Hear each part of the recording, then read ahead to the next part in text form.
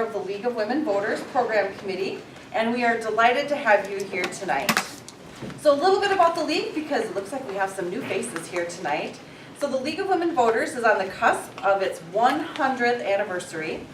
We are a trusted organization that seeks to empower voters, encourage their engagement in the political process, and assure fair and legal voting that is accessible to all citizens and every eligible voter. We are a nonpartisan organization, and our programs are meant to be educational and do not necessarily represent the views of the League of Women Voters and/or the League of Women Voters in Rochester. So for us, civic engagement means that we work together to make a difference in the civic life of our communities and developing a combination of knowledge, skills, values, and motivation to make a difference. It means promoting the quality of life in the community through both political and non-political processes. The League of Women Voters encourages all who are interested to get involved either at the local, state, or federal level. Now we know that running for office is not for everyone, but voicing your opinion is. Our democracy is strengthened through the many voices that exist in our community today.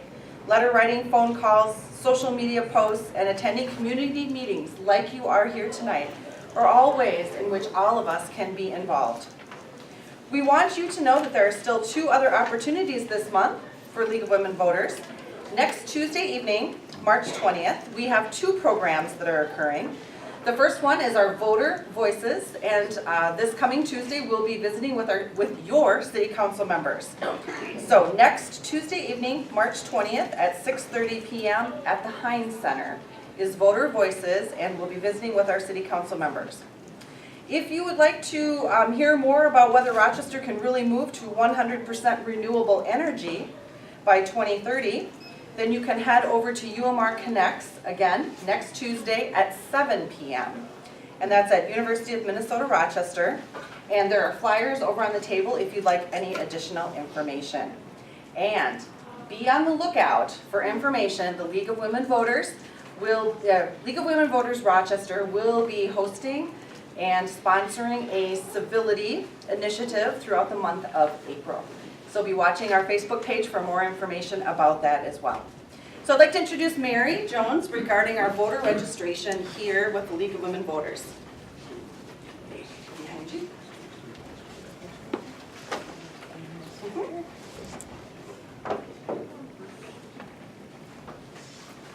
I'm the voter registration point person for our local chapter of the League of Women Voters. And at every event, we do our best to have some registration forms available in case anyone has moved since they last voted, in case anyone has changed their name, and then so this is very important, especially even if you have a child or a grandchild that has turned 18.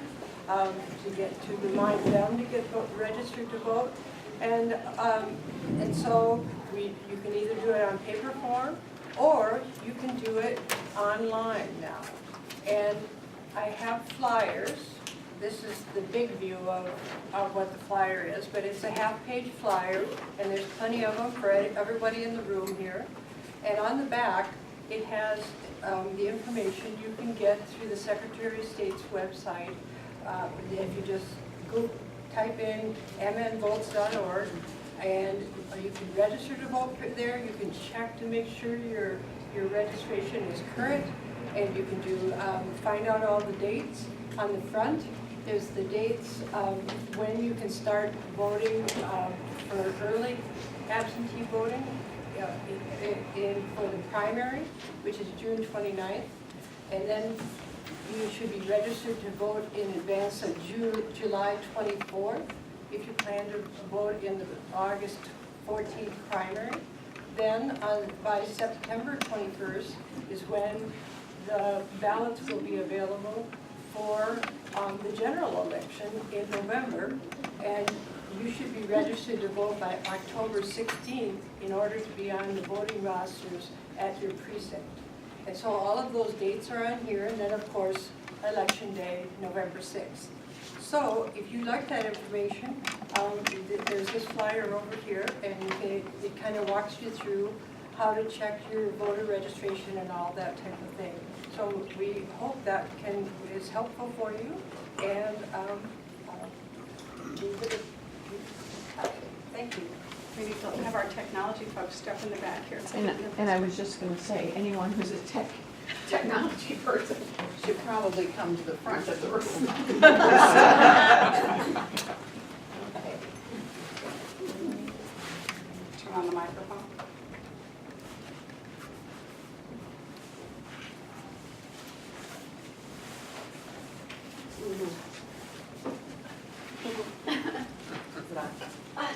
Thank you. It is not connected here. I don't see where there's a microphone system. I didn't see there either. So. Should be very interesting, and it certainly is very timely. So we have two moves here. We have one that's an effort to add the ranked choice voting to our November ballot as a question for the voters. And I think it was either yesterday or today, there was a bill in the legislature seeking to restrict local governments from choosing ranked choice voting. So I think that this is very timely on two different fronts on what's coming up for us possibly, and being more informed and educated about what ranked choice voting is and isn't. So as always, the League hopes to offer you some new information and some insights that will allow you to make informed choices about candidates and issues, and in this instance, support for the potential ballot question, perhaps. So we hope this will be an enjoyable evening for all of you, and I'd like to introduce our speakers tonight. First of all, we have Jean Massey from Fair Vote, Minnesota, and Deb Brinkman of St. Louis Park, League of Women Voters. So welcome, and thank you for sharing your expertise here in Rochester with our community. Welcome. Thank you.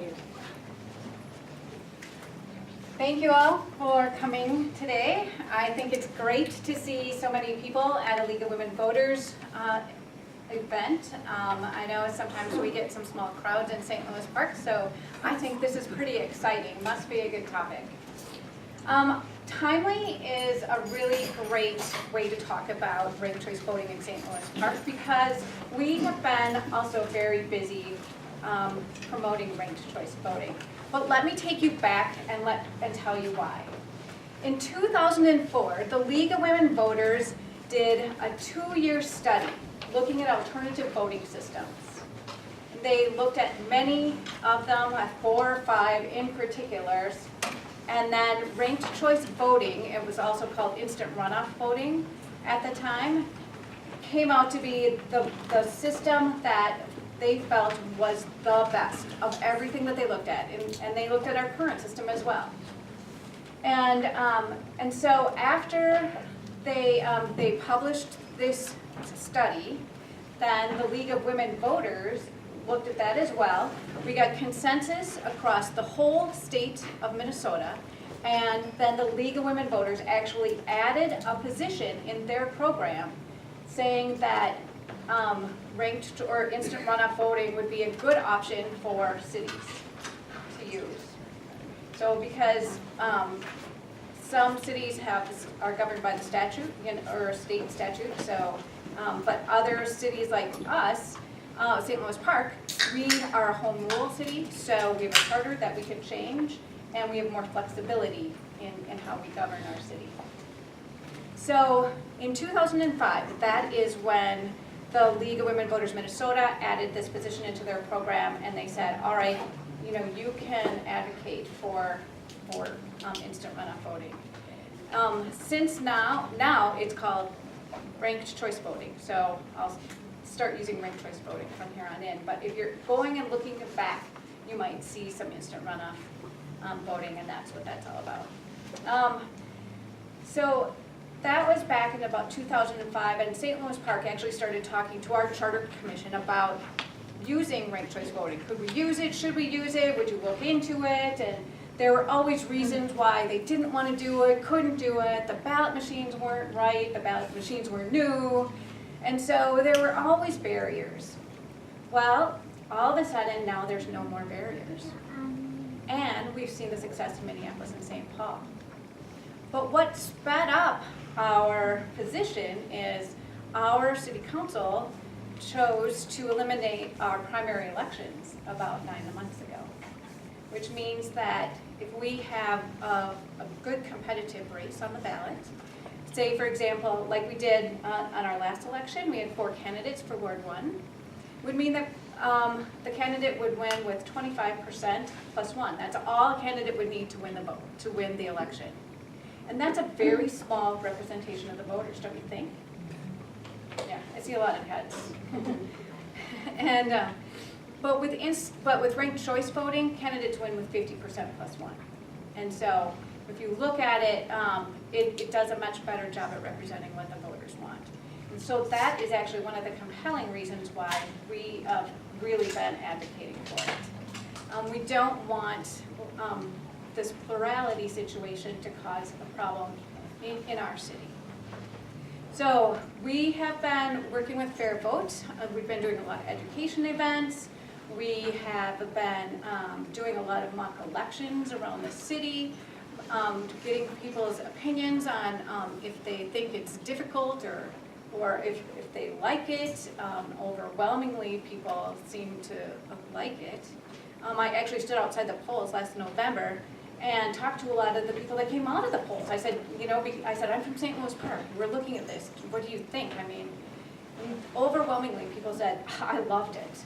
I love having more choice. I love that my voice, or that my vote has more power. And so, I mean, that was really good incentive for me to keep going. But moving forward, we approached our charter commission again. Our city council actually asked our charter commission to look more into ranked choice voting and come up with a recommendation. So our charter commission put together an expert panel full of election judges, somebody from the county that is an expert in the elections and ranked choice voting, David Schultz from Hamline University, who's an expert in election law. And then Jean Massey and myself were there, and it was a great panel. We learned a lot. I think we all got a very good round, a bunch of information. There were a lot of great questions and a lot of great answers. And that information is available to anybody, so I hope you will take advantage of looking at that. But as I mentioned, that this is timely. Our charter commission just last night voted to give the favorable recommendation of ranked choice voting to our city council. So we are especially happy about that. The vote was 10-2. It's just exactly what we expected. There are a couple people. There's one person in particular that doesn't want any changes to anything, and so, and that's all right. I mean, there are the people like that, and but yeah. So the majority of our charter commission voted for it, and so again, thanks largely to Fair Vote and Jeannie Massey, and then an active and engaged community. These people are wonderful. So it's been very easy to advocate for ranked choice voting. A little bit of work here and there. So that's my St. Louis Park story and my League of Women Voters story. It's because of the League support that I am inspired to be here today. They are, it's great information. They do solid research, and it makes it very easy for me to advocate for ranked choice voting for St. Louis Park. So with that, I'll turn it over to Jean Massey, who will tell you a little bit more background about ranked choice voting and more information. Thank you, Deb. Can everybody hear my voice? Welcome to Ranked Choice Voting 101, and thanks for sponsoring this event, League of Women Voters of Rochester. It's a very important and timely conversation, as Deb said, and we're thrilled to have the opportunity to share the experience of ranked choice voting in the Twin Cities, as well as elsewhere across the country. There's been a recent experience in Santa Fe I'll talk about a little bit tonight, and answer questions that you all may have. So my name is Jean Massey. I'm the Executive Director of Fair Vote, Minnesota. I've been in that position ever since Minneapolis adopted ranked choice voting back in 2006. 6, and I had the good fortune of being able to help organize to win that ballot measure to bring ranked choice voting to Minneapolis. And I'm proud that our city now uses this voting system, and we've seen the benefits that that process has brought to the voters of Minneapolis. And we have an opportunity to share that experience with other cities across the country, and of course here in Minnesota. So that's what I'm going to do tonight, is to share what that is like. Make sure everyone has a really solid grasp of ranked choice voting, walking out this door, what it is not. We find often that there are a lot of misconceptions about what ranked choice voting can be. We want to clear up any of those and talk about both concerns as well as opportunities you might all see with ranked choice voting. And I do want to point out in the room too, there's a couple of staff people from Faribault, Minnesota, Carl and Heather. If you've got questions on the way out, please ask. And there are other organizers in the room who know quite a bit about ranked choice voting. Before I begin, let me take a pulse of the room a little bit. Can you raise your hand if you feel you have quite a bit of knowledge of what ranked choice voting is? And understand why am I here? This is a pretty solid group in terms of understanding ranked choice voting. For those of you who did not raise your hand, I'm going to do a brief review and make sure everyone has an even playing field around that. Are there any elected officials in the room? None here? Okay. Any Charter Commission members in the room? That's right, we have a Charter Commission member. You can either wear it or just hold it. Is this better for people? Yeah. That is, okay. There, that works for people? So how do I? No, it was- Other way was better. Yeah, it was working and now it quit working, see. Turn it this way. Is that better? All right, well, I'll give this a try. And if it cuts out, just let me know. All right? Okay, well, I'm just going to kind of launch into this. I'll reiterate something that Deb Brinkman said, and that is all of what's happening around ranked choice voting in Minnesota was really launched because of the early 2000s study by the League of Women Voters. She didn't go into that study in much depth, but I do want to describe to you that it was an exhaustive, multi-year study that looked at all possible voting methods and evaluated their opportunity in Minnesota with respect to representation and participation and those kinds of values around voting, and recommended nearly unanimously that ranked choice voting or instant runoff voting would be a system for local communities as well as statewide in Minnesota. We're a long ways from that, but certainly municipalities across Minnesota are now taking interest in this voting system.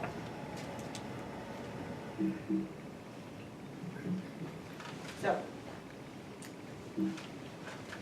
I'll begin with describing the problems that communities see in elections and why ranked choice voting has been a response communities have seen for addressing these kinds of problems. First and foremost, what we see in our local elections is that there's a big disparity between turnout in primary elections and in the general election. At the local level, across Minnesota, all municipal races are technically what we call nonpartisan. That means that a primary is held merely for the purpose of narrowing the field of candidates to 2 in a single seat race, or double the number of seats to fill in a multi-candidate race. This contrasts with our state partisan races, when we elect our state legislators or our governor or our state constitutional offices. We elect those in partisan primaries. So in those races, the purpose of a primary is to make sure we have one candidate representing every party that's participating on the general election ballot. But in a municipal race, the only purpose of a primary is to narrow that field to 2, and those 2 advance to November. The problem with that is that participation is so low in those primaries. And it doesn't matter if you're an odd-year city like Minneapolis, an odd-year election city like Minneapolis and St. Paul, or a year like you have in Rochester where you hold that primary with state partisan contests. The turnout in municipal races in a primary is very, very low, and I'm going to show you a chart about just how low that is in Rochester. It's the same everywhere. It's just the way it is. And that's a big reason, if not the key reason, why ranked choice voting is so important in these municipal races and why communities are looking at it. It's about making sure that we have better voter participation. It's not just that the numbers are lower in the primaries, it's that it's not as representative. The general voting population is much more diverse with respect to age, ethnicity, income. In the primary, it's a very narrow slice of the electorate, narrowing that field and making the decision. Then that also means that there's an unrepresentative choice of candidates in the November election, when turnout is at its highest, because now the field is narrowed to just 2 people. And sometimes it's decisive in the primary. If you know who's going to win in the November election after that primary, there's not a lot of incentive to turn out and vote in the general election. And then, of course, whenever you get it down to 2 candidates and it's an election by plurality, the tendency to go negative is much, much higher. Ranked choice voting switches all of these around.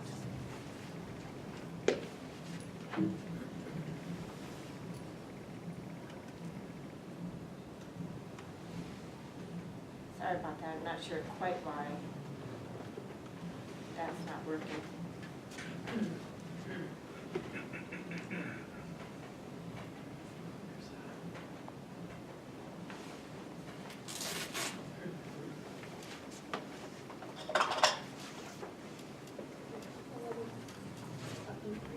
Yeah, that would help.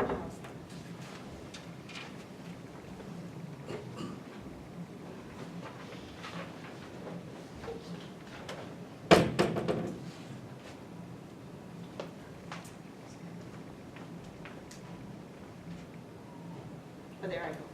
Okay. Yeah? So here's what the turnout in elections look like in Rochester, comparing the primary to the general election. And this goes back over the past decade of elections in several races that were competitive in the primary. And when you look at these, you can see that on average, over those cycles, turnout per se in the general election is on average 500 times higher in the general election than in the primary. That's how many more voters are participating. So why not put all the candidates in the general election when turnout is higher and so much more diverse? That's, in essence, what ranked choice voting accomplishes. And this is given that you've got a state partisan primary anyway, and the turnout in those primaries for the state partisan races is slightly higher. Participation in municipal races is that much lower down ballot. And I can make this available for everyone who wants to see these numbers later.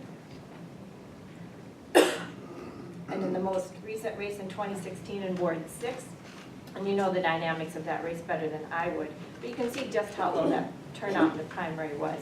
And these were competitive races. So what is ranked choice voting? I'm going to delve into the details a little bit, make sure everyone understands the basic concept behind it, because it's a pretty simple process. Basically, it allows you, us as voters, to rank our ballots, marking first, second, third choice. Then we use those rankings to do the runoff. So rather than have voters come out twice to vote in a primary and then a general election, we're asking voters to turn out just once and rank the ballots, and conducting that runoff essentially with those rankings. In a competitive multi-candidate race, candidates need those second and third choice votes to win. So I'm going to contrast it to what we currently do now in Rochester. And that is when you go out to primary, you mark your first choice, right? But if your candidate is defeated in the primary, what would you do when you go back to the general election? You would mark your second preference. And that's all you're doing with ranked choice voting. You're marking your first choice, and then you're asking, if my candidate is too weak to make it through that round of the runoff, then my second choice can count. It's simply consolidating, making more efficient and more effective for voters the runoff process. So let me show you a video about how this works, and then I'll show you how that played out in the mayor's race in Minneapolis last year. This was prepared by NPR News. Instead of voting for just one, you get to pick your top 3.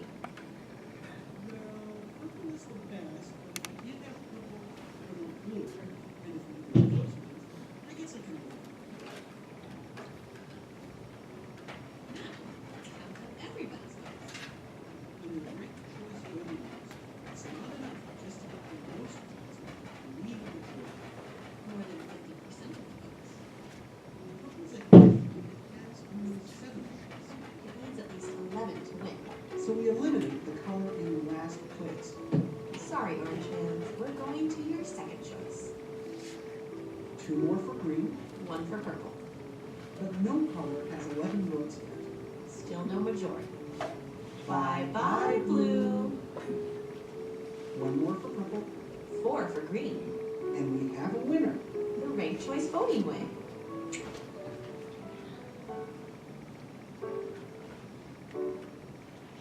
Thank you, NPR News. That was a very helpful video back in 2013 when they designed that. So that shows you how that process works, simply allowing voters to rank. You count up those first choice ballots. If no candidate reaches that 50% threshold, because that's the purpose of a runoff, is to make sure a candidate wins with a majority, then the last place candidate is defeated. And the ballots for that candidate are counted or reassigned to the remaining choices. And that process continues until one emerges with a majority. Again, right now, Rochester is doing that. You're getting to a majority winner, but you're doing it in 2 rounds of an election, where one is very low participation and unrepresentative, and the other being much higher in turnout and representative with bigger participation. That's the purpose of ranked choice voting. So here's how this played out in the mayor's race last year.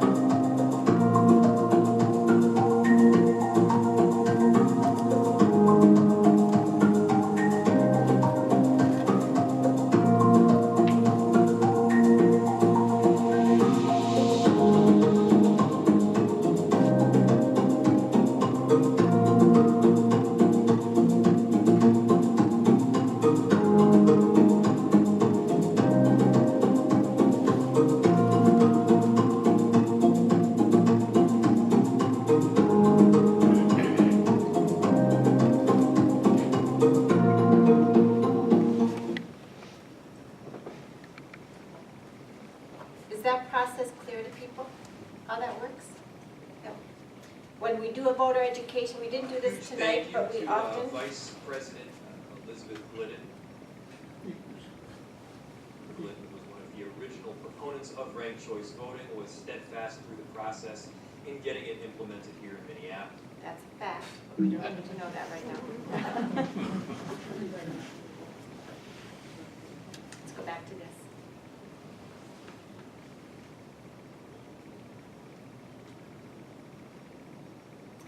I was saying that we often do a lot of mock elections where you get to practice ranking your ballot. You can put desserts on the ballot. Brew contests are very popular right now. You can do wine tastings, coffee tastings, tastings of any kind. Just practice ranking your ballot, and you can see just how simple that process is.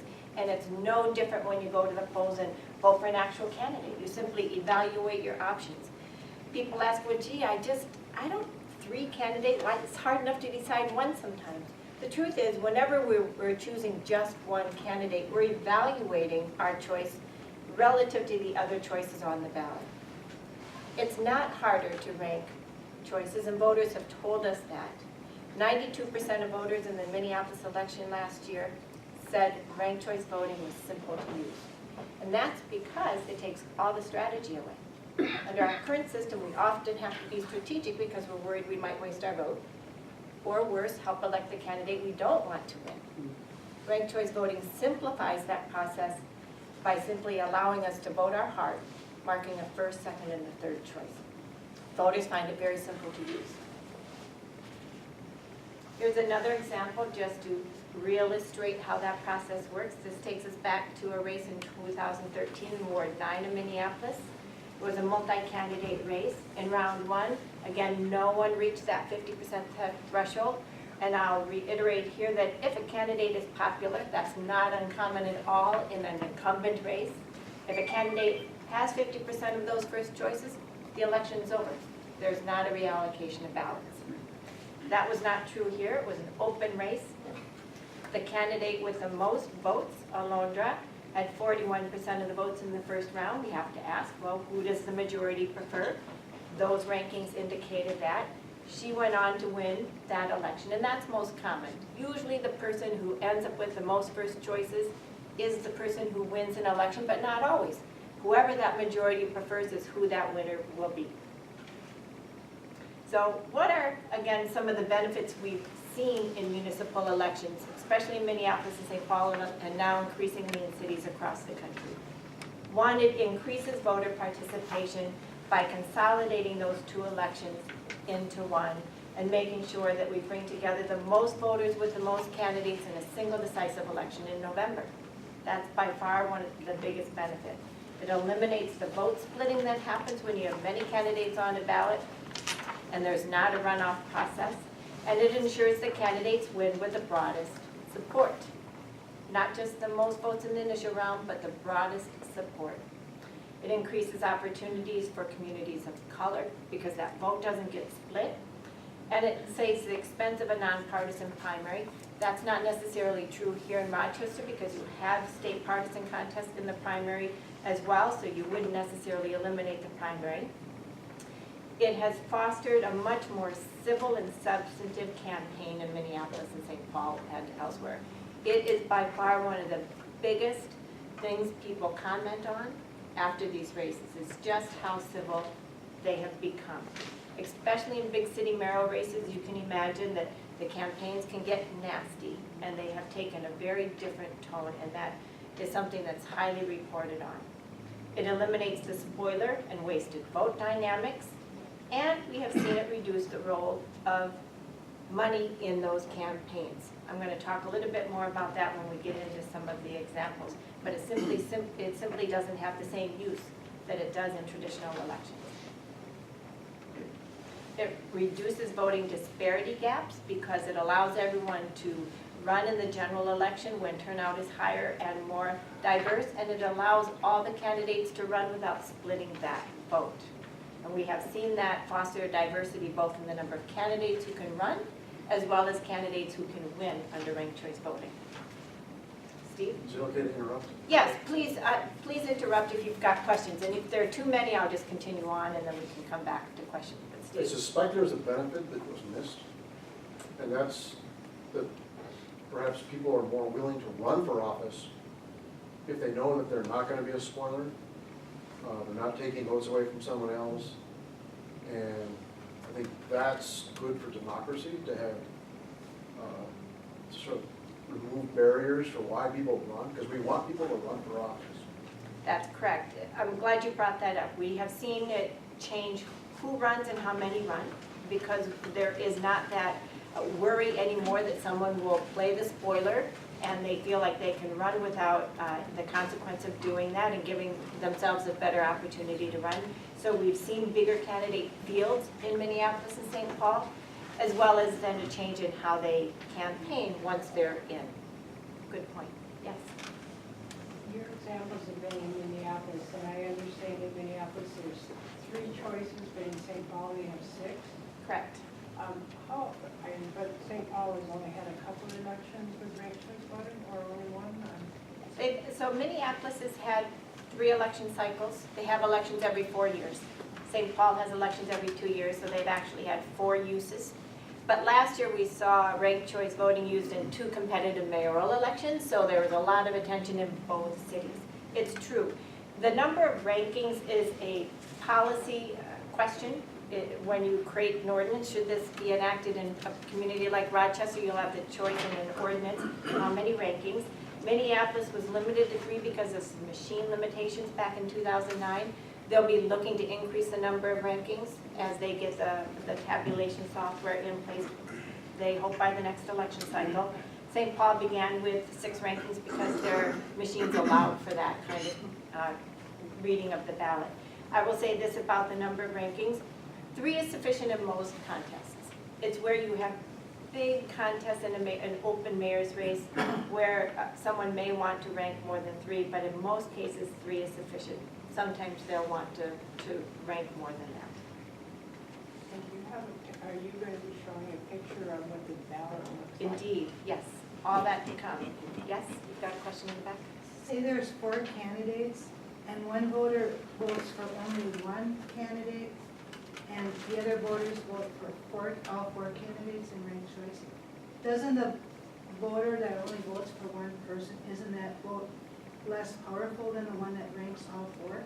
No, and I'm going to come back to step-by-step kind of how that process works. And the reason that's not true is because those additional choices are simply backups. Let's say that you and I are going into a ballot voting for mayor.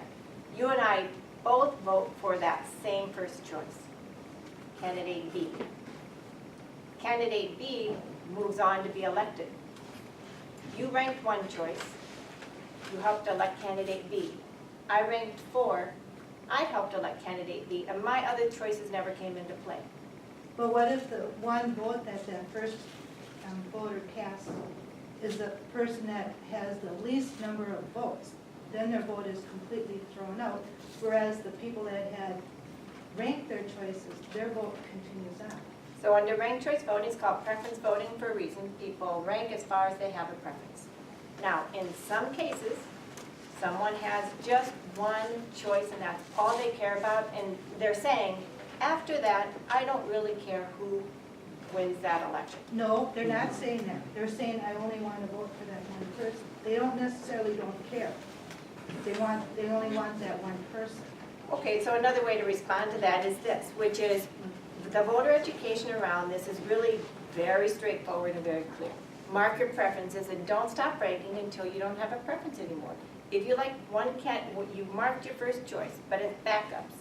If you like any of the other candidates over the others, mark those because they may come into play. If your first choice is too weak to make it through a round in the runoff, your second choice will come into play. Don't waste a vote because it's a runoff. It's like going to the primary, voting for your first choice, and if your first choice is gone, saying, well, I don't care anymore, I'm not going out to the general election. That's exactly how that works. So ranking simply, again, simplifies the process, getting that done in one go. And we want to make sure in all the voter education that people know the importance of the ranking for that reason. It's like not going to an election if you prefer not to rank. Yes, a question in the back? I was actually going to help with that question there. One of the things that ranked choice voting helps with is raising that threshold, because even if that person who only voted for one candidate and it was a weaker candidate that gets disqualified or whatever, their vote still counts as a vote, and so all the other ones have to reach the 50% plus 1 threshold, and that person's vote still has an effect on what that 50% needs to be. Whether you vote for one person or whether you vote for 7 people or however many you do, your vote still counts to make sure that whoever does end up winning has to cross that 50% plus 1. Yeah, thank you. Yes, and then I'll answer one or more of this and I'll continue on and see what other questions this might generate. I wasn't one of the ones at the beginning who raised their hand being knowledgeable, but from what I know, that last statement wasn't correct. And it showed it on the video, NPR video. The 50% number comes down as ballots are exhausted. Yes, and I'm going to go into that in some detail as well. So he's right, but then it shifts. So of course, that 50% threshold is based on the number of voters who turn out. If everyone ranks all the way down the ballot, then you're going to have 50% of, you're going to have all those ballots continuing in the end. But because some voters will only have preferences to rank 1 or 2 candidates, and if those ballots are exhausted, then ultimately the candidate who wins has 50% of the continuing ballots. So some do get exhausted. Again, we encourage ranking, and you're going to see the data in here, and that is almost 90% of the voters in Minneapolis and St. Paul rank their ballots. And we see this consistently across cities in the United States. They do rank. They learn it quickly. They rank their ballots. you ever see this going to the actual partisan part of the elections, as far as like legislative or on a bigger policy When we basis? poll voters, we ask, so would you like to see this expanded into partisan races? The vast majority say yes. We're not ready for that in Minnesota. This is being used in cities across Minnesota, increasingly so. There's more and more interest. And I think a lot more use and just getting used to how this works at a local level is where this is at. So eventually, possibly, we hope that's the case. But right now, this is really applied at a local level. Thank you. And then secondly, I'd like to know, from the spoiler perspective, how is that a part of democracy? You're feeling bad about, you know, being the spoiler. I guess I don't understand that, you know, from a spoiler perspective, why that would even be mentioned in reference to ranked choice voting. I'm going to come back and answer that question as I go through and Thank you very make much. a couple of illustrations. Kenneth around Bush, that thank you. question. Okay? So some of that detail I can provide to you, but I wanted to move on to more of how this has played out in Minneapolis and St. Paul, especially with respect to 2017. So number one, we saw turnout as soared in large part because of ranked choice voting to a level it hadn't seen in nearly 20 years. More than 105,000 voters in that past municipal mayoral election. And that's because of all of the engaged number of candidates in all of those council races and in the Minneapolis mayoral race. 88% of the voters ranked their ballots for mayor, and that was true in the council races as well. When we polled voters afterwards, 92%, it was simple to use. And the valid ballot rate was 99.96%. Almost no ballot errors. So when you hear comments about this being complicated for voters, the evidence shows completely the opposite. Voters use it, they use it with simplicity, and they tell us that they like it and they want to continue it and they want to see it expanded. That's the experience from voters. In St. Paul, similar, because they haven't had as much use of it in competitive mayoral races. This is a kind of, these numbers is where Minneapolis was at about 4 years ago. About 83% found it simple to use. With every use, it gets a little bit simpler for voters. 76% ranked their ballots, and more than 2/3 wanted to continue to use it in St. Paul.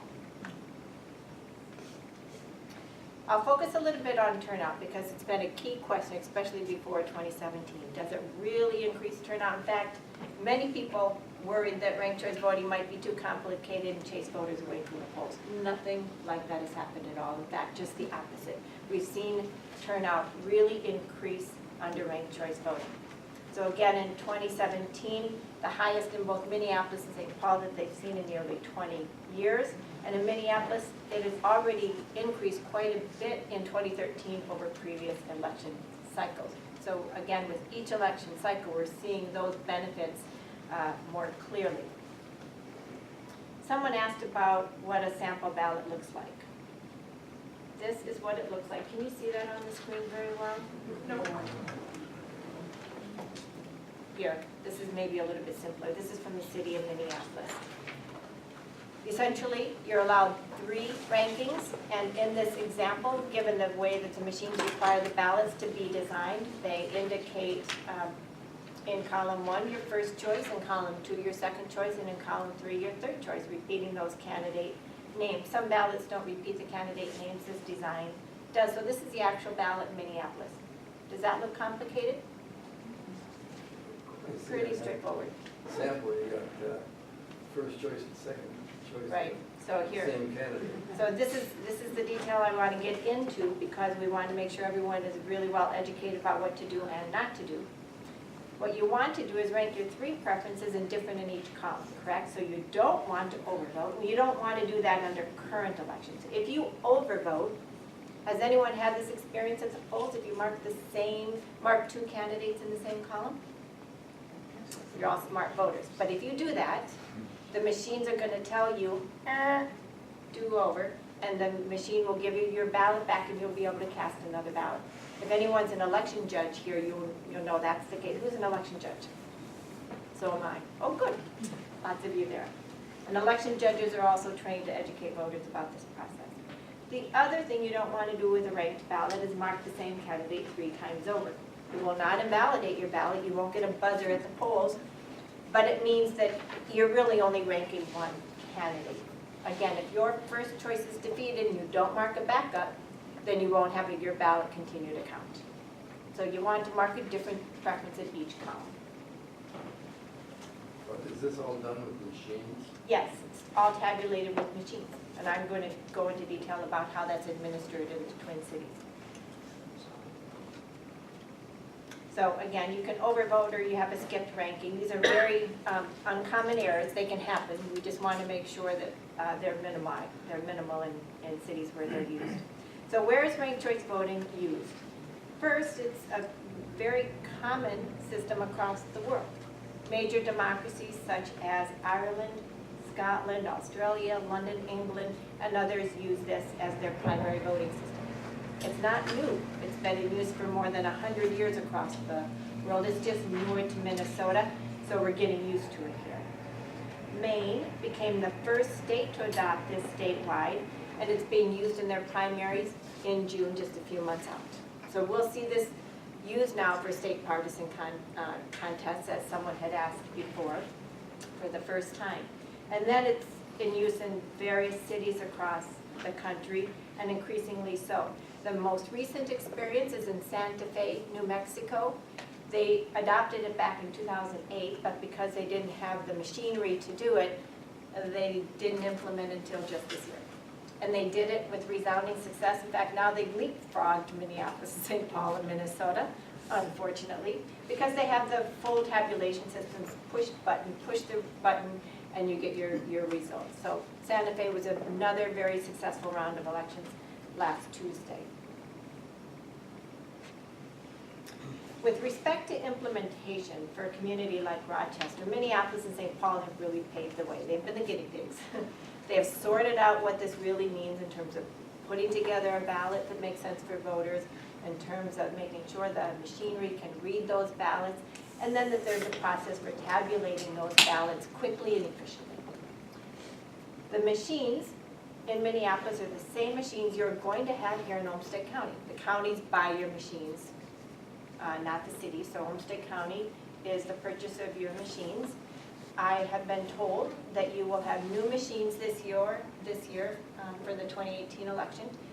They're ES&S machines, and they're the same tabulators that Minneapolis has.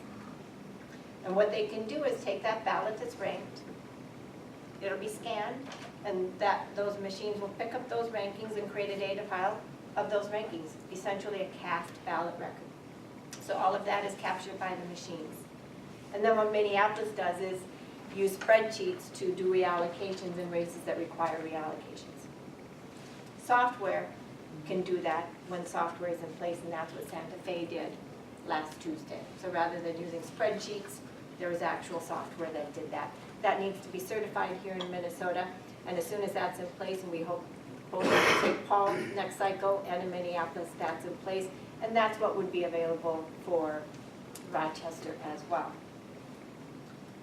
The other parts of implementation have to do with voter education models and some of the training materials for election judges and so on. The blueprints for all of that are already in place. Rochester would not have to reinvent the wheel.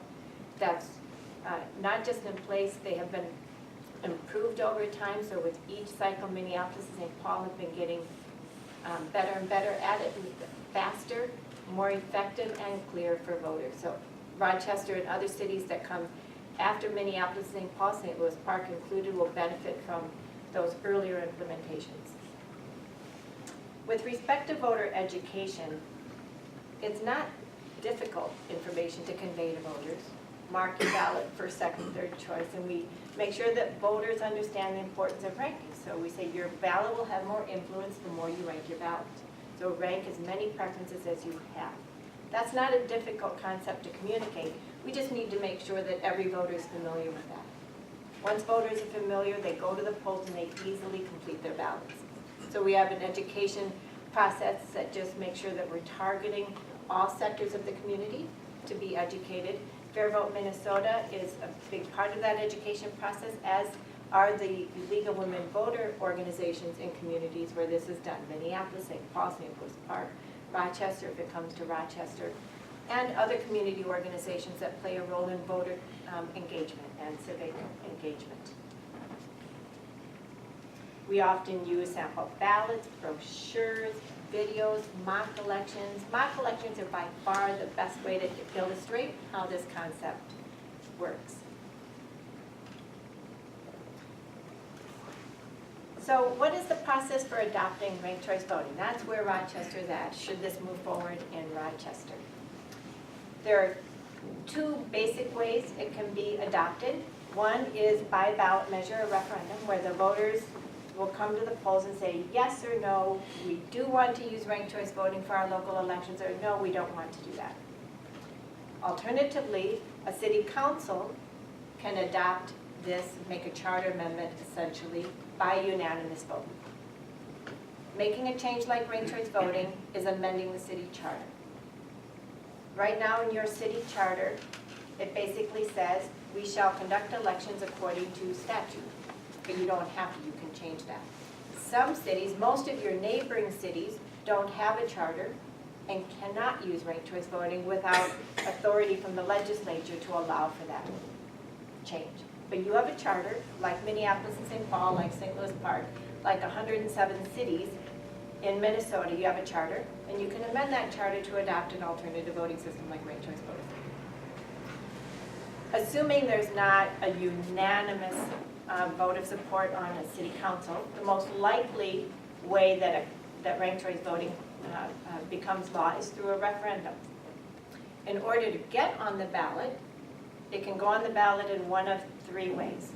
It can get on the ballot by a majority vote of the Charter Commission.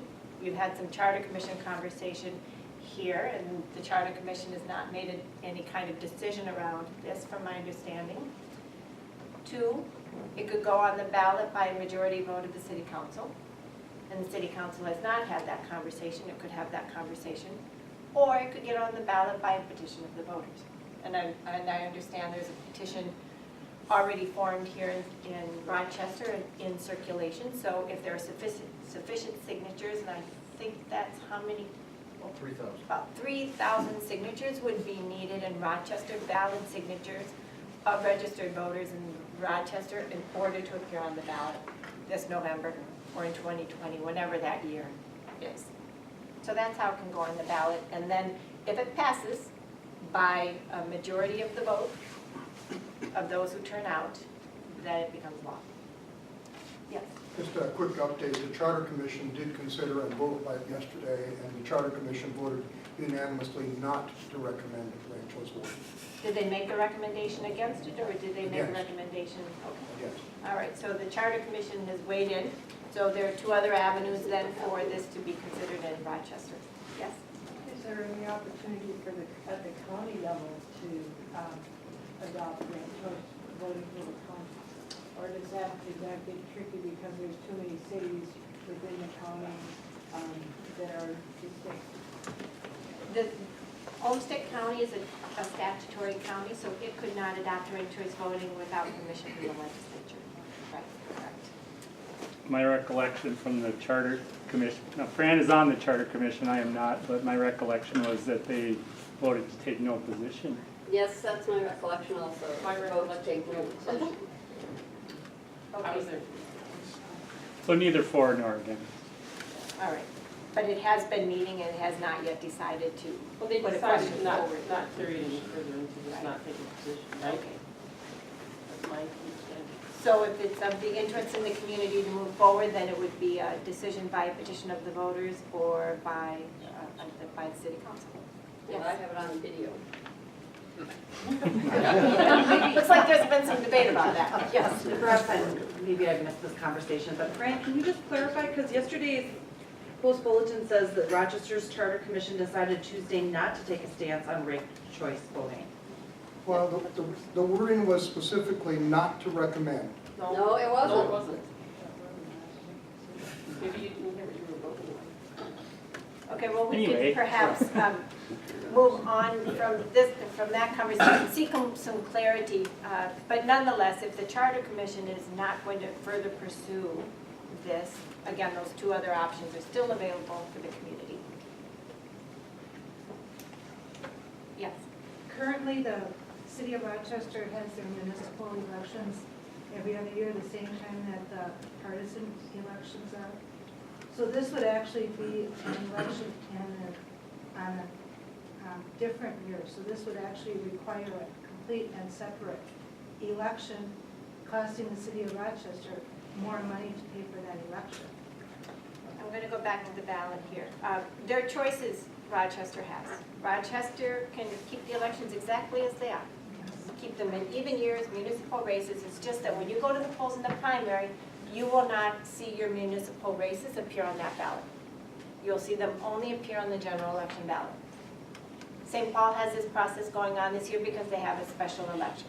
They usually have odd year races, but this year they have a special election. So they're doing one ballot that's partisan and a separate ballot that's going to be their ranked ballot. So you can do it just that way in Rochester.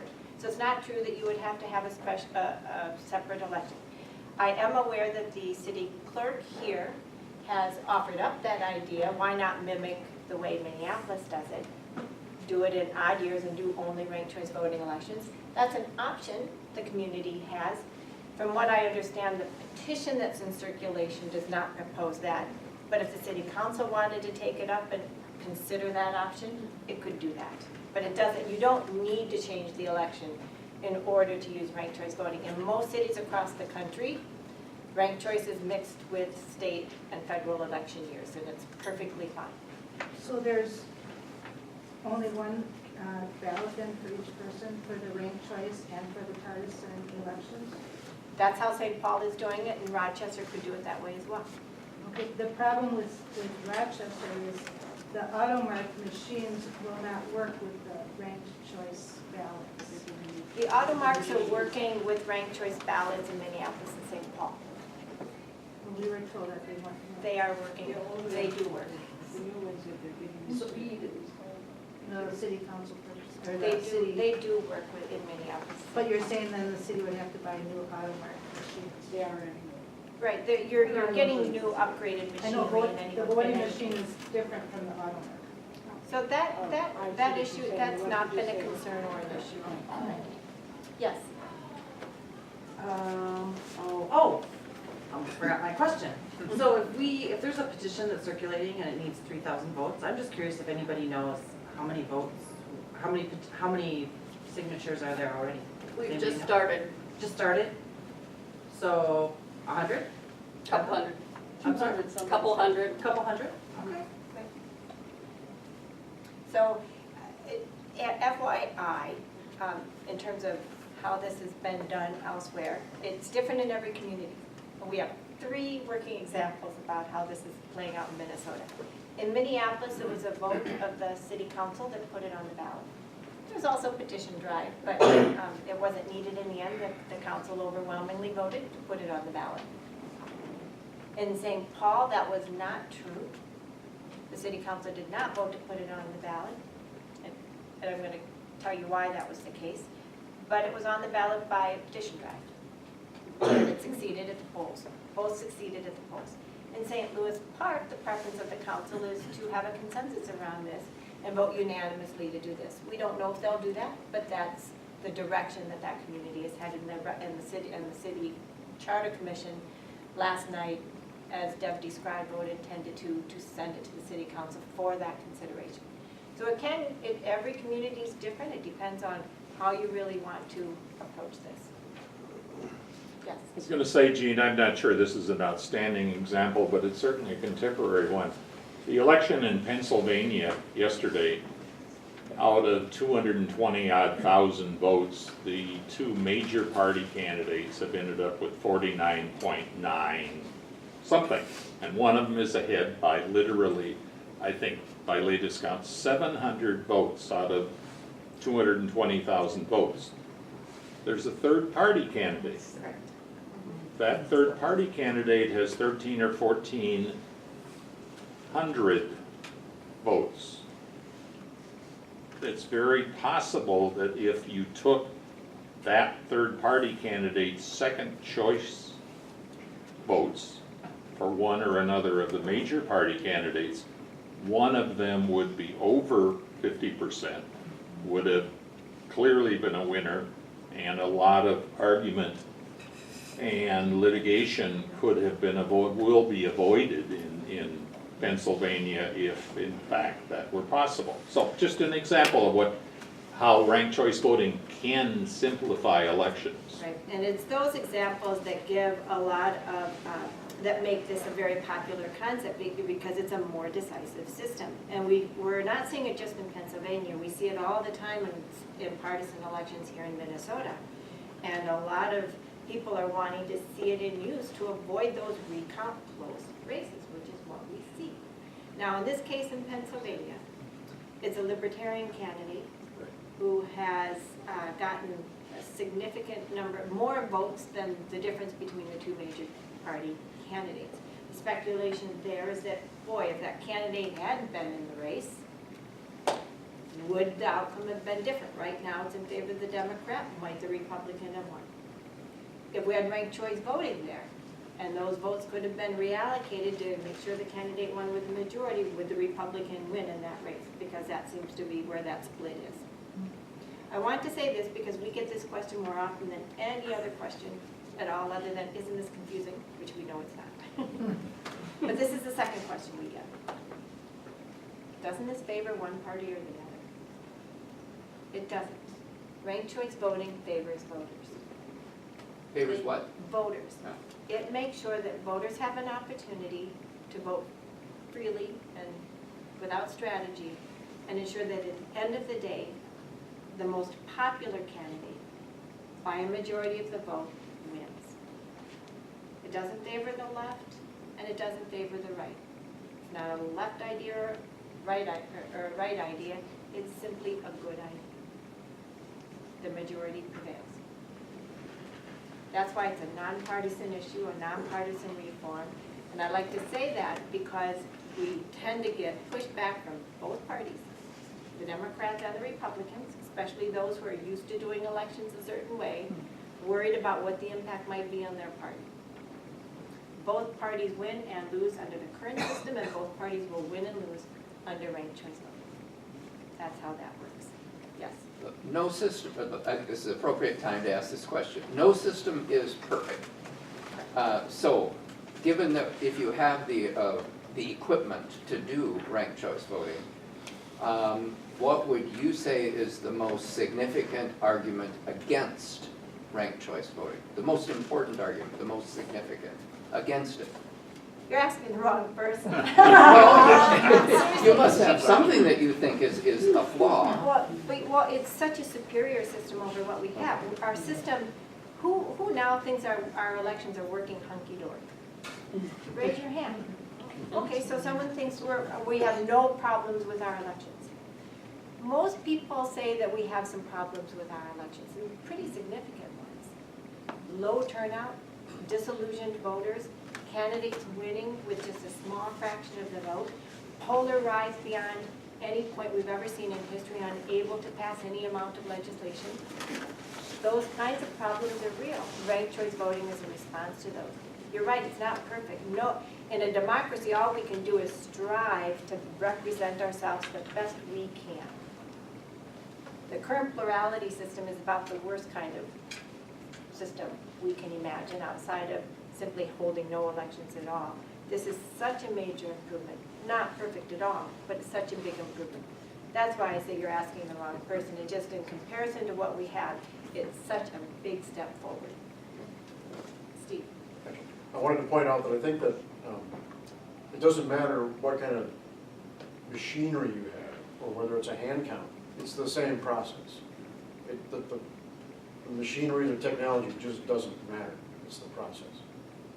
That's right. That's right. At the end of the day, there are many times, and Ireland still insists on hand tabulating their ranked ballots because they like to gather at a big gymnasium and do it that way.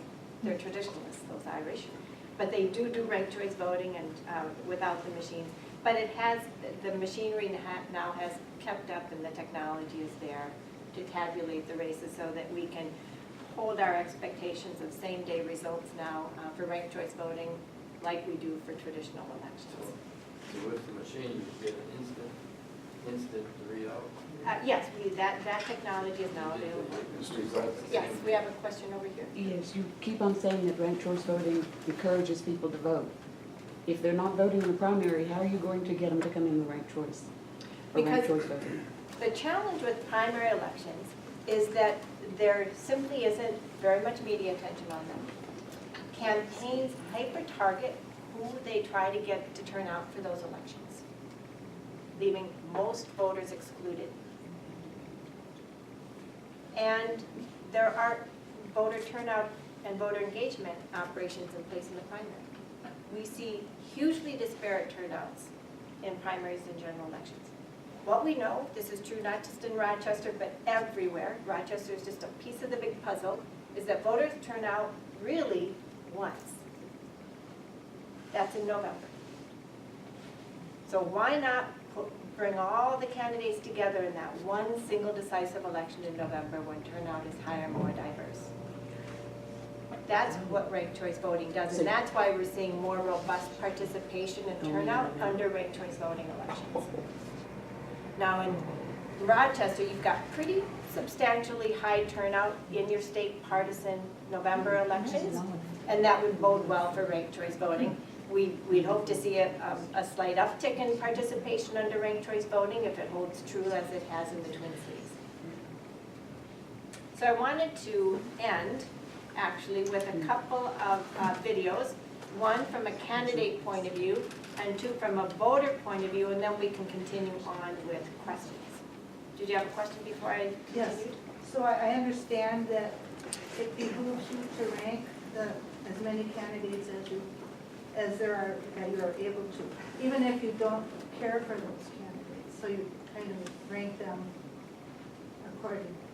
Well, again, I'll just compare it to what we currently do, because it's replacing what we do now with a more efficient way to do it and more effective way to do it. If you go to a primary election now for your city council or your mayor, and you mark your single choice, and that candidate doesn't make it through the primary, would you go back to the general election and vote a second choice, or would you stay home? But I can make the case that if you have a primary election, the people that take the time to go probably are the more knowledgeable voters. And it narrows it down. They're the ones that are choosing to take the time to vote. And it narrows it down to the top choices, and everybody can get to know those top choices more meaningfully and have a better vote for the general election. Well, what I was saying before is that there are reasons why there's low turnout in primary elections. It's because of hyper-targeting, because of little attention on those. It's not simply because people choose to go out for one and not the other. All voters are equally capable of going out and voting. We believe that in our democracy. I know that the League of Women Voters in particular values that civic engagement of more voters and greater participation. All voters are valued in that process. There are some that are a little bit more engaged or smarter than others. All voters are equal in that way. And with ranked choice voting, everyone has an equal opportunity to cast an equally valid vote. And that's why people are saying, so what we know, and you may not prefer this system, and that's okay. Not everyone likes this. What we know through polling is that the vast majority of voters, again, not just find it super simple to use, they like it much, much more than the traditional system. That's what we know. That not everybody, but that's what we're learning. And the more use they have with it, the more they grow to like it. So let me show you exactly why that's the case. And here, in case anyone was wondering if election administrators are struggling with it, they're not. They're very confident, they get the job done well, and they find that it has benefited the voters in the cities of Minneapolis and St. Paul. So let's hear from voters. This was 2017, Minneapolis. I did rank my choices. I ranked it and it was really easy to do. It was pretty easy. There was nothing that was challenging about ranked choice It was very clear how to rank my choices and which candidates were available to me. There's been a lot of education about it, so I really knew what to do. I gave one to the people that I really wanted to win, then I gave second the people that I really wanted. My person that didn't get it, the next person I wanted to get that vote. I've been following this election and I was able to put down the candidates that I thought were best going to serve Minneapolis. It gives you more option. It makes you think about who you want to choose first, you want to choose second, and why. I think it made it more thoughtful for me. It caused a little bit more thought. It allows me to vote my conscience first and then my slightly more elective conscience second. Choice, even if it's a reach. Ranked choice voting did change the way that I voted. I was able to vote with my heart, my head, and my gut, whereas usually I would just have to vote with my head. It allows you more choice because often, you know, your first choice candidate isn't always necessarily going to win. With ranked choice voting, you can make your voice heard across all the candidates that you know you can support in greater or lesser degrees. The ballot is a lot different than it would have been. There would have been a Republican, a Democrat, and whatever else. And in this case, we're not voting for a party, we're voting for a person. It's not just a one or nothing kind of thing. It's a little more nuanced, is what I'm trying to say, than just a simple vote for this or that. Well, I like that the candidates have to really appeal to people beyond just their base. They seem to talk about things in a constructive fashion. Dare I say it injects a little bit of positivity into the voters. I get to support candidates that support different values that I have as an individual. New ideas can be presented. That couldn't be presented if you had to get a quorum in a convention or something. It's much more efficient. You don't have to do primaries. It's very practical. It just gives me more choices and a better way to affect the actual outcome. Feels like you're having a bit more say. I want to make a difference locally, and this is how I can do it. I think it'd be a good idea everywhere. That's what I'd like to see. Yeah, I mean, even nationally, federally, that would be great to give third-party candidates a better shot. Absolutely. Give everybody a choice. Give them opportunities.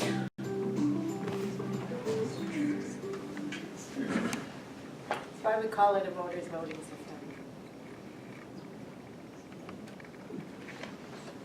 So, a couple of other, oops.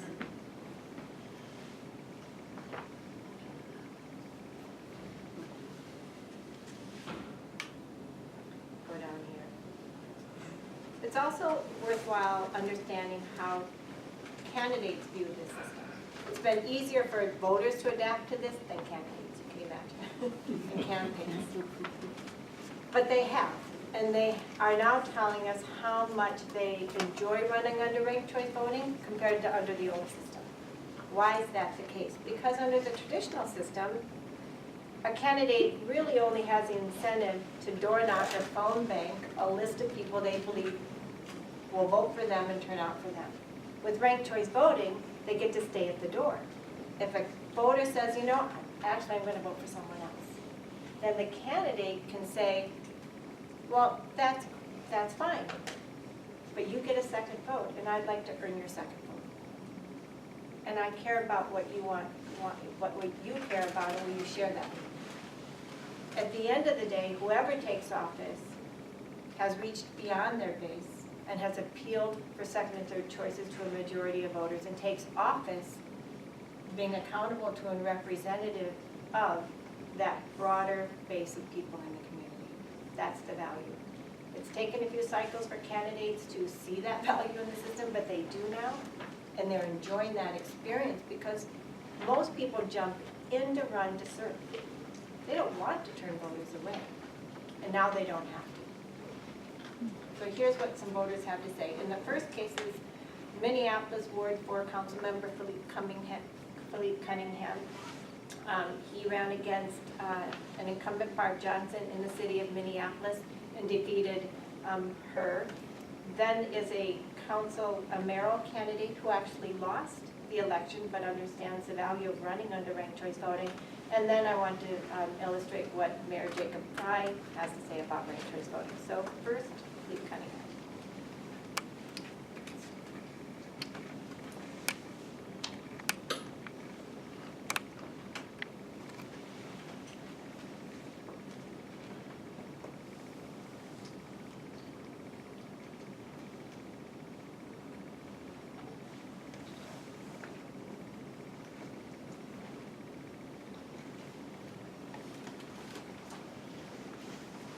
Good afternoon, everyone.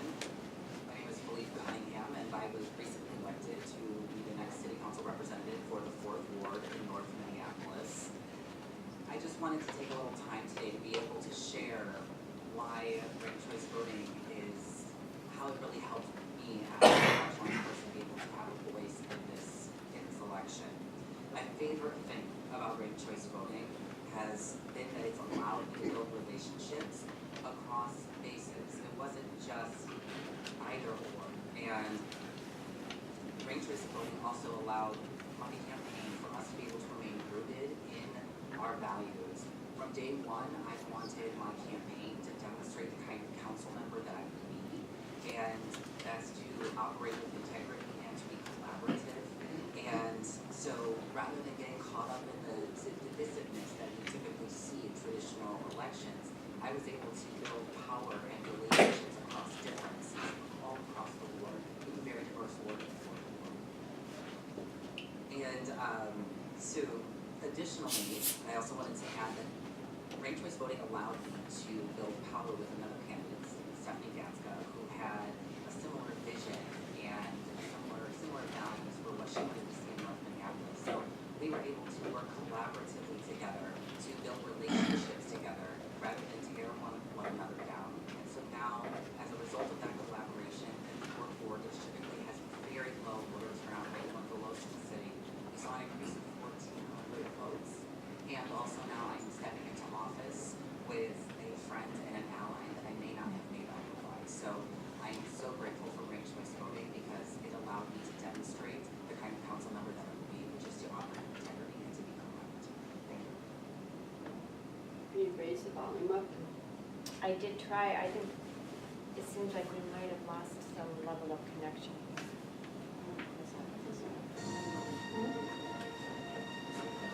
No, that's despite questions about it.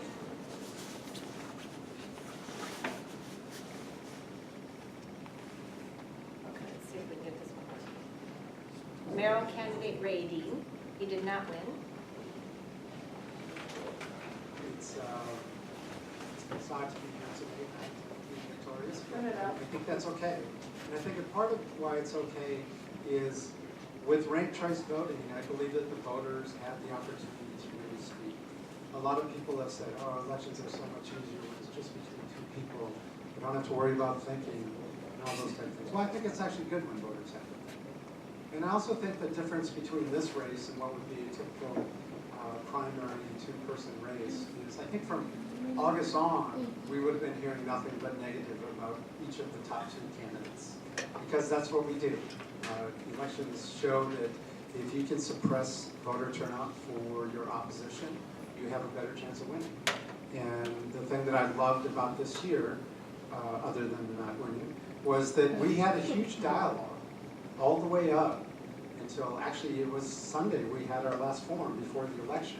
So we raised the topic of issues around affordable housing, around police accountability, and addressing issues of climate justice and environmental justice. And I think that, without ranked choice voting, I don't believe we would have had that dialogue.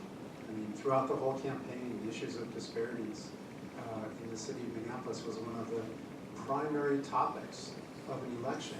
And I think that that's what, being involved in ranked choice voting does. It allows all of the candidates to be out there to speak to the issues that they're passionate about.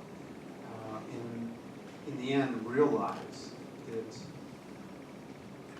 you can like someone number one, you can like them number two, you can like them number three, but really having those options, I think was really one of the driving forces, not just the topics that we discuss and the issues that we discuss, but ultimately around the number of people that came out and voted. So it's a pleasure to be here today, and again, thank you, Jean, and thank you, Council Vice President Glidden. So thank you all. I want to make a comment on something he shared, which is if it were just down to 2 candidates, it would be a negative campaign. Most likely, it would be. And what we see happen For is joining that us tonight, I'm Liz Collin. DFL delegates spent a hot, sunny day inside the Minneapolis. that was the convention. Ranked choice voting doesn't eliminate negative campaigning altogether. We saw it happen, but what it does is punish that behavior. We saw that independent expenditure groups in particular that spent money on negative mailings against a candidate, that backfired. Backfired in St. Paul. It certainly cost to the candidate, that group helped try to get elected, and it backfired on several of the council candidates in Minneapolis as well. So it doesn't bring an end to ranked choice voting, but it changes the benefit of doing that. It doesn't benefit, it backfires. So candidates have all the incentive to stay positive, to capture those votes, and if they have more money than another candidate, to use that in a grassroots way to make sure that they're campaigning at the doors and asking for those first and second choice votes. So I'm going to end with one more, that is what Minneapolis Mayor Jacob Fry has to say about ranked choice voting, and then we'll open it up to more questions.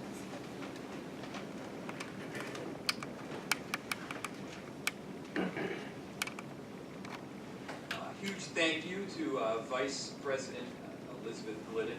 As you may very well know, Councilmember Glidden was one of the original proponents of ranked choice voting, was steadfast through the process in getting it implemented here in Minneapolis. And a huge thank you as well to Jean Massey, and as you all know, she has been rock solid for a long time and quite clearly the leading voice on ranked choice. A thank you to our city elections department, who went through a record-breaking year in terms of voting, in terms of early votes cast. The first day of early voting was absolutely through the roof, and Mr. Carl, you did an extraordinary job. Thank you so much. And a thank you to all of the candidates, both who were involved in the mayoral race as well as all the council races. I think Minneapolis did what we do best, which is democracy at its finest. We have an activist, engaged population that is fully capable of enacting the change that they all envision, and I think this last Tuesday we proved that in a big way with, what was it, 45%? Is that what it was? 45%. I mean, that is like a 50% uptick, I believe, in the percentage that voted in 2013. It's not like 2013 was a down year. So I think that is something that we should all collectively be proud of, and I'll just briefly, I'll be brief. So here's how ranked choice voting ultimately helps. First, you are able to fully support the candidate that you believe in. Now, there was a lot of people that like me. There's also a lot of people that didn't, and that's okay. And it gives you the opportunity to support extraordinary candidates such as Nikema Levy-Pound, such as Representative Raymond Dean, such as Mayor Betsy Hodges, and say, you know what, but this here's another person who I like second and third best. I think that is an enhancement to democracy, not a hindrance of it. And I think we're really proud to have enacted that here. The only thing that I would like to change is, Melvin Carter was elected as mayor of St. Paul before I was elected mayor of Minneapolis, and I would just like to say very clearly to Melvin that that's the last time that St. Paul will finish ahead of Minneapolis for a long time. But we're proud. It's a proud day in the Twin Cities as a whole, and I really appreciate it. Mayor Jacob Fry.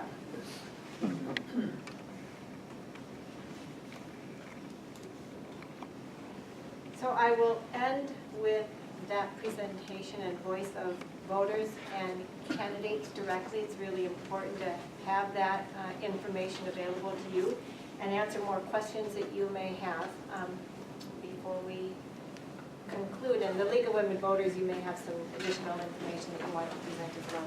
Yes? My name is Kenneth Bush, and I'm running for State House 25B, and we've got two ex-state representatives in the House. There's Ken Norton and Fran Bradley. And I'd like to say this very proudly. I'm a Republican, but I accept Democratic votes because I'm open-minded enough to listen and learn. And hopefully they are as well. And we are all, as people, are able to listen to each other and not create such a fuss over people's thoughts, different people's thoughts and opinions. Right. This is precisely what ranked choice voting fosters, is that ability to talk across the aisle and to talk with people beyond your natural base of voters. So yes, Brandon, we'll start with you, then go here and then here. If I may, first of all, congratulate, because it's a wonderful presentation. You're extremely well organized. When I began my getting acquainted with ranked choice voting, I reviewed, I heard from Fair Vote, I reviewed, I went online, I reviewed materials, and this just reinforces you're well organized. I appreciate that. But folks, I hope you do what I did next after that, because I was intrigued and open-minded. Then I began to do research, and I discovered some things that I hope you will. I mean, go deeper. This topic deserves to be investigated well beyond a presentation of a group that's presenting one side. You do it well, that's fine, your argument's good, but there's more to the story. There must be a reason why Duluth defeated ranked choice voting by 3-1, why Fort Collins defeated it 2-1, why Burlington, Vermont now has repealed it, and there's some other actions. So while there may be expansion, there's also on the other side people who are skeptical about it. There must be a reason why the League of Women Voters in Alaska were against it, and the League of Women Voters in San Jose were against. There must be a reason why the NAACP in Memphis and Charlottesville were against it, and were pretty harsh in their terms, even used the word that they felt it was potentially discriminatory. There must be a reason why there were a number of spoiled ballots. I learned something else that I want to comment about it. And that in the elections in Minneapolis, the expected savings have not materialized, that the cost have been neutral. And why is that? And I'm not going to try to give you a lot. Let me just give you a couple of things that really bother me. The first one is, I think it is complicated. I mean, I realize it sounds interesting and not complicated, but the groups that I quoted here, and if you look at their materials, they're trying to stand in defense of seniors, of lower educated people, of people who wouldn't necessarily find this as easy to understand. And I think that's why they have their concerns. I think not all votes count. There were votes that were spoiled ballots, but if I read right, I think in Minneapolis, after a number of cycles, there were 20,000 exhausted ballots. Now those are ballots that no longer count in the election that would count in a runoff. Now think about that. They would count in a runoff because everybody would have a chance to vote in that two-person runoff. In the case of ranked choice voting, their vote, because their choice, whether it was they only chose one or they only chose two or they chose three, eventually all of their choices were exhausted and they're no longer in the running. If it had been that we are in our current system, they'd have had another opportunity to vote in the runoff. I could review others, but I guess what I'm urging really is do some research. You will find that there's a lot of material out there about ranked choice voting, and it isn't all either negative or positive, because I think there's some very good independent research. I happen to believe that it would not be right for Rochester. My question for you is, you said Minneapolis at 20%. 20% or so. 20,000 votes showed up on the chart. Okay. Well, how about St. Paul that had 6 choices? You know that information? I don't know. I just saw it here. I can respond to that question. A couple of things. One, with respect to voter understanding or voter confusion, what the polling has showed is that voter understanding holds true across all income groups, ages, ethnicities, gender. All groups with some voter education quickly understand ranked choice voting and do it well. That's the people that showed up at the polls though, correct? Doesn't take into consideration people that maybe didn't go to the polls because they couldn't figure it out. Minneapolis specifically wondered about that question, especially early on when they polled voters in completely independent affair about Minnesota. And no voters came back and said, I didn't come because I thought this was going to be complex. So we already know the answer to that question. And two, we saw exceedingly high turnout. So we know people are not staying home in the polls because of ranked choice voting. With respect to ballot exhaustion, I'm going to clarify that. It is true, especially in the competitive mayor's race. In the council races, you don't see that level of exhaustion. In competitive mayor's races, the choices robust enough where some go and only prefer to vote for a couple of people and really don't care beyond that. So of the exhausted ballots, at least half of those had preferences of just one or two. So they actively meant, no, I don't really care who wins after that. Some got exhausted after ranking 3. If they had more opportunity to rank beyond 3, they very well may have. We don't know that. Our recommendation at Fair Vote Minnesota is let people have that option. We like the fact that St. Paul has 6 rankings. If Rochester does this, we would encourage Rochester to go up to 6 rankings as well, because it helps limit that ballot exhaustion. But we still saw all that much more voter engagement. Again, I'll reiterate, the problem with the primary system is that a very few small minority of voters are coming out to vote and eliminating the entire field but 2 for the rest of the voters in November. That's what makes it so much more unfair. Yes? And I'm guessing that most of those 20,000 ballots would never have been cast for those people because they would have been eliminated in the primary if we did the primaries versus the ranked choice voting. That's correct. You know, I want to highlight an example here because it illustrates the kind of diversity of candidates we're finding now in Minneapolis and St. Paul. In Minneapolis, in the mayor's race in 2013, for the first time in anyone's memory, hasn't happened in decades, a very viable Republican candidate was on the general election ballot in Minneapolis. Under the old system, there's no way anything but 2 Democrats gets through. Not a Green Party, not a Libertarian, not a Republican, no, 2 Democrats would get through that primary because it's such a dominant party. Ranked choice voting allows everyone to run and have a shot at helping shape that conversation. And he did. He was a vote-getting viable candidate who placed 4th in that election. That matters to the conversation and brought all those voters out to vote. In St. Paul this past cycle, we saw candidates from the Republican Party to the Green Party and everything in between. All that choice was on the ballot from a political diversity point of view, let alone the ethnic diversity. It just broadens that opportunity for having those diverse perspectives in that conversation all the way through the election. Yes, it's been repealed in a few places. Mostly led by candidates who weren't happy with it because they didn't win. Not uncommon when change like this takes place. Candidates who don't win go after the process. And it has passed in a couple of those places for repeal. The vast majority of cities that have taken this on have kept it, and they love it, and now it's working really, really well. So as it gets adopted early on in cities across the country, you see some of those early starts not finish, but the vast majority have. Steve? I've done some of that research too, and I found that in Oakland, California, where they did repeal it, there was a dominant establishment candidate who lost. There was like this sour grapes, he sort of bad-mouthed the ranked choice voting. What was never spoken in that is how he campaigned. How he conducted his campaign was traditional. And like you said, he got sort of punished for going negative. He never brings that up in the online stuff that you read.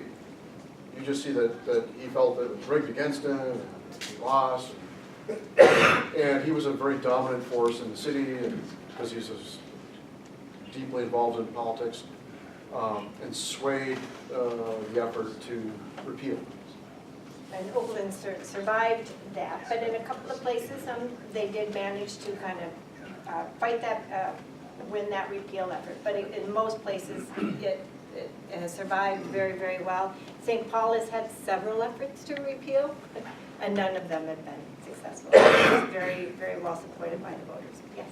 I'd just like to reiterate that this does introduce the possibility of human error when the reallocation of votes is done, and that it can take several days to get the results, which it has already happened in Minneapolis. And somebody might think they're voting ranked choice, but if, like you said, if they vote all their candidates at the same ranking, that's like only voting for one person then.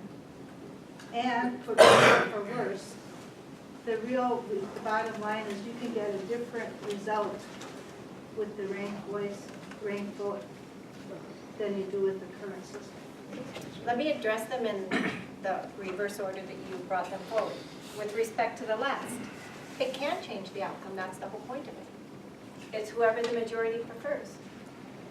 Very often, the candidate who places first in that first round is popular and demonstrates that popularity all the way through and wins with majority votes in the end. Sometimes that's not true. Philippe Cunningham was the majority preference but didn't get the most number of first choices in that race. So it can happen in both ways. It's just like this. In the primary, two candidates prevail. By the time you get to the general election, most people never remember who placed first and who placed second in that primary.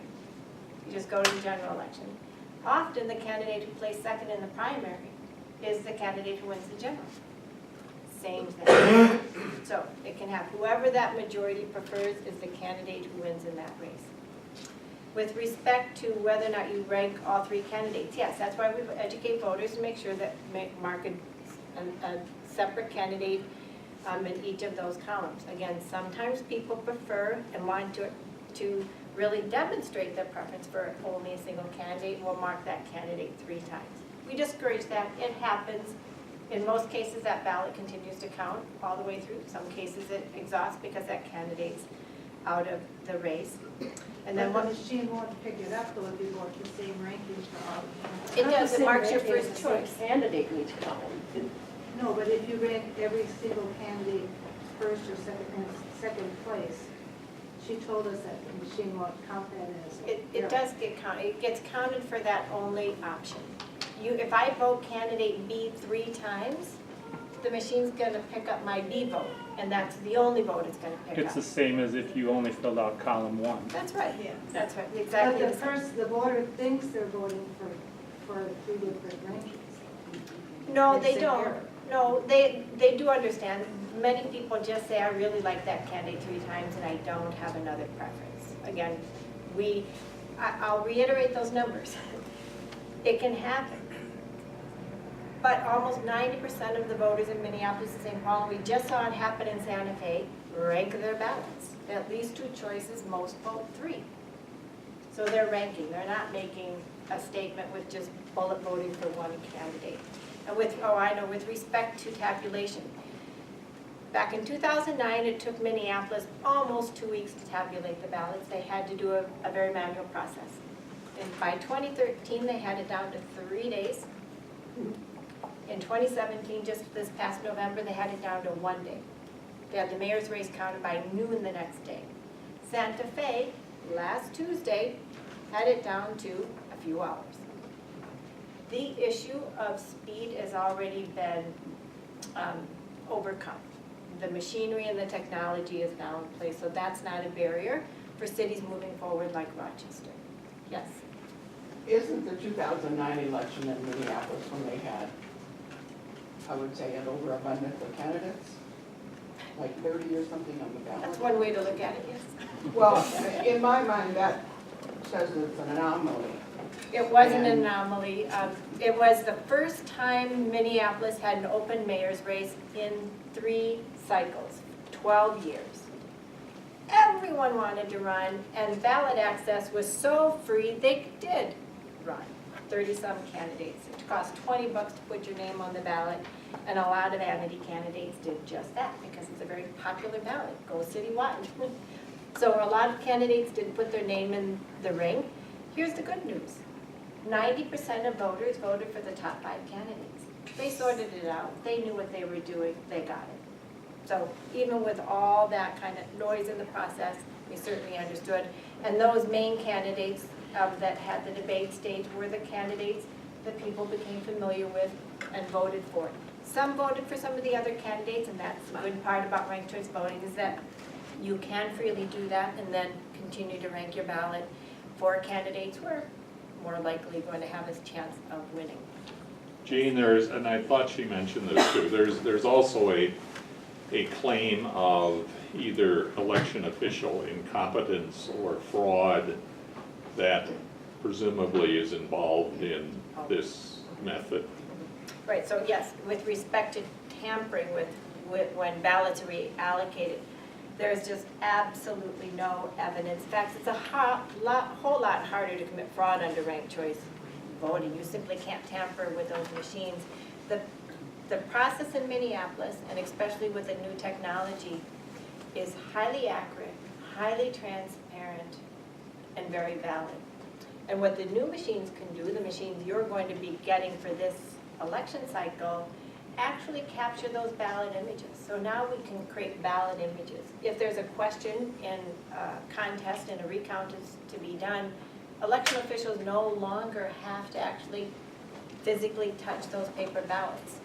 Those captured images can provide for that recount process. And of course, there's a recount process under ranked choice voting, just as there is under any election. While it's less likely to come to a tie under ranked choice, you can come close to 50%, but it's less likely than it is under the current system. How many people can remember how many recounts we've had over the past decade under the traditional system? We had kind of a big... Quite a few, but that's less common under ranked choice, but it can happen, yes. When you, well, currently in the primaries, say if somebody, and this happens a lot as an election judge, people will try to vote for, in that they, instead of staying in the same party's column, they will switch over and then the machine will spit it back and say you made an error. Will that happen, say, if they vote for the same candidate for 1, 2, and 3? Or will it happen when they vote for more than one in the first column in these newer machines that are for ranked choice? Another good question. So she highlighted what is the most common error when we go to the polls, which is in partisan primaries, because you're restricted to voting for only one party at a time. So the highest spoiled ballot rate is seen in those elections across every city. You know that from being an election judge. A lot of ballots go through the machines and they get spit back and voters have to recast the ballot. That's called a spoiled ballot. So when you see spoiled ballot numbers under ranked choice voting, that just means it's been a recast ballot, not an eliminated ballot. Again, there are fewer ballot errors under ranked choice than under partisan primaries. That's a fact. So we don't have to worry about that under ranked choice because we're not using them in partisan elections. But the machines now, yes, will detect an overvote. So if you vote for more than one candidate at a time, the machine, like it does now, will catch that and spit that ballot back so that you can recast it. The machine, I do believe that the new automatic tabulation systems can detect errors if you mark the same candidate 3 times, giving you the option. A voter can say, yes, I'll recast it, or I won't, because it will be counted if it's just once. But should be able to do that. The current machines don't do that in Minneapolis. They're not programmed to do that, but that I believe is available in the new technology. Yes. Yes. Someone have a question? Yeah. Yes, I did. Yes. Approximately how many municipalities have ranked choice voting now? Oh, over a dozen, 15, and they're coming online all the time. Sarasota. Over all the states? Yes, and many cities are now having active conversations and ballot measures. So we should see a whole new group of cities over the next 2 to 3 years. With St. Louis Park being among them. Yes. Several times when you've talked about if you don't fill out the rank or rank the whole ballot, that the people who don't care. Is that based on any kind of statistical studies, or is that your interpretation of why? I could see, I'm finding this more interesting than I thought I would. But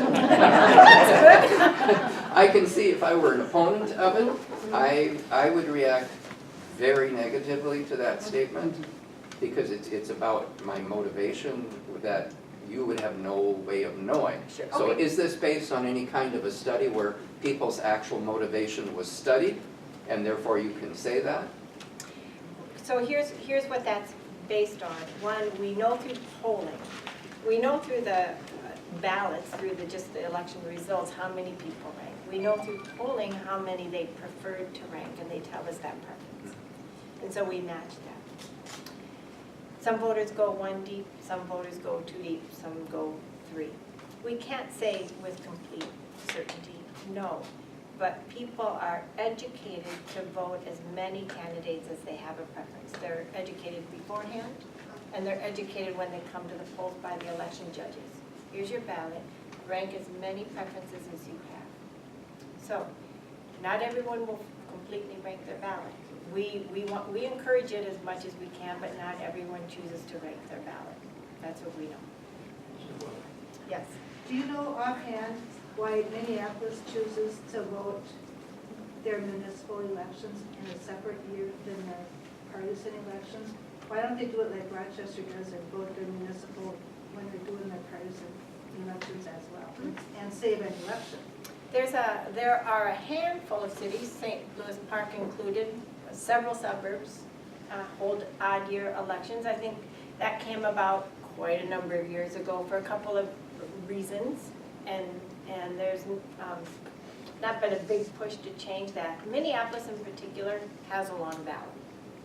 It elects a city council, mayor, and 2 independent boards, a park board, and a board of estimate and taxation. All told, 22 races are on that ballot. It's a very full ballot. So if it did combine, it would probably take 2 ballot papers without ranked choice voting, let alone with ranked choice voting. The school board election is held in even years along with the city of Minneapolis. In St. Louis Park, the school board is also elected in odd years along with the city races, correct? Same is true in St. Paul, so that mixed election is happening under ranked choice voting.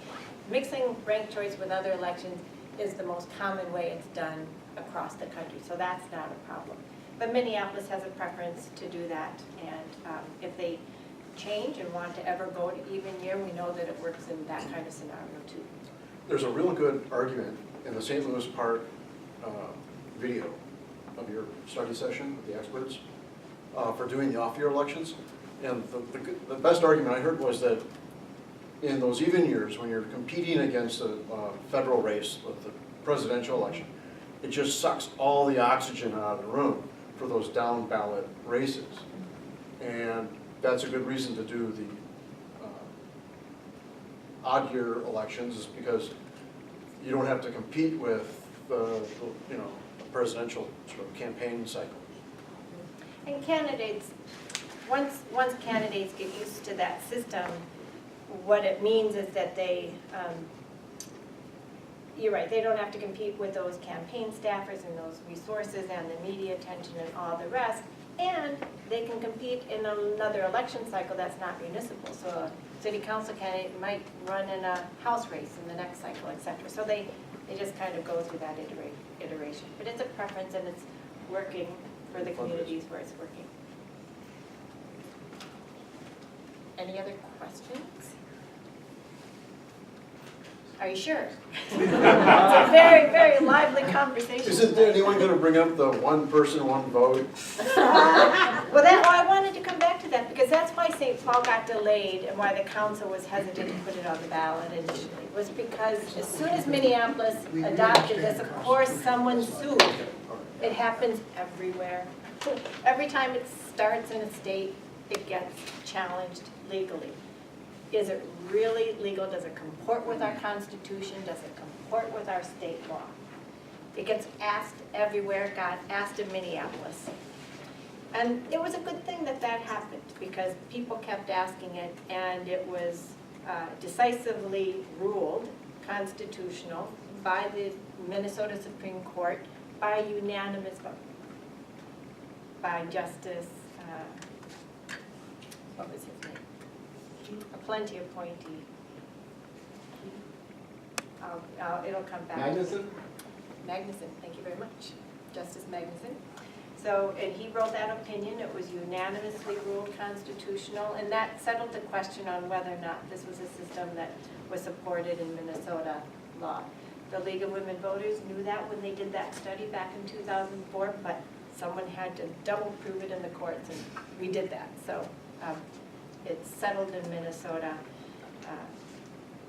and that's where that, it happened in Santa Fe. Someone wanted to challenge it in Santa Fe. It was dismissed, and Santa Fe went ahead and did their election very successfully last week. And the same law, you could end up with a Democrat and a Republican in governor or lieutenant governor, correct? Under ranked choice voting? Under ranked choice voting, could you run, you're not declaring parties. Okay. Good question perhaps to kind of finalize this with. We've had a conversation tonight about how ranked choice voting works in local races in a nonpartisan context. It changes when you get to state partisan. So Maine, that's going to be using it in their state partisan elections, actually is using ranked choice in the state partisan primary and then again in the state general election. When using it in a primary, when you have multiple candidates, you make sure within the party, the candidate emerges with a majority of votes in that race.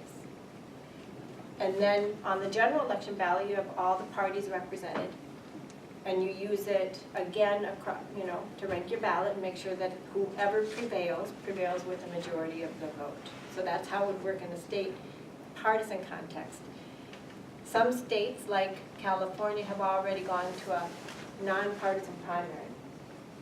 So it could work similar to the way it does for nonpartisan races, where the candidates are on the ballot in November and then and not decided by party. So it could work either way. Minnesota, when it gets to that stage of having a conversation about this for state elections, would be able to consider what kind of system it would best like in that way. But Maine is starting it, and I'm looking forward to seeing that process play out and providing some lessons for all of us where there might be some interest to use this at a state level. So, Ray? I was just going to remind you, there's some states that are actually going to a party designation primary winner-take-all race where you can have 2 Democrats or 2 Republicans then contending in the general election for governor or whatever. So there are all sorts of ways that this can be sliced and diced. It's true. And the opinion of Fair Vote Minnesota is that wherever you have an opportunity to use ranked choice voting, ensure candidates prevail with a majority of the vote, that's more representative and inclusive in a democracy. So thank you all very much. I will let the legal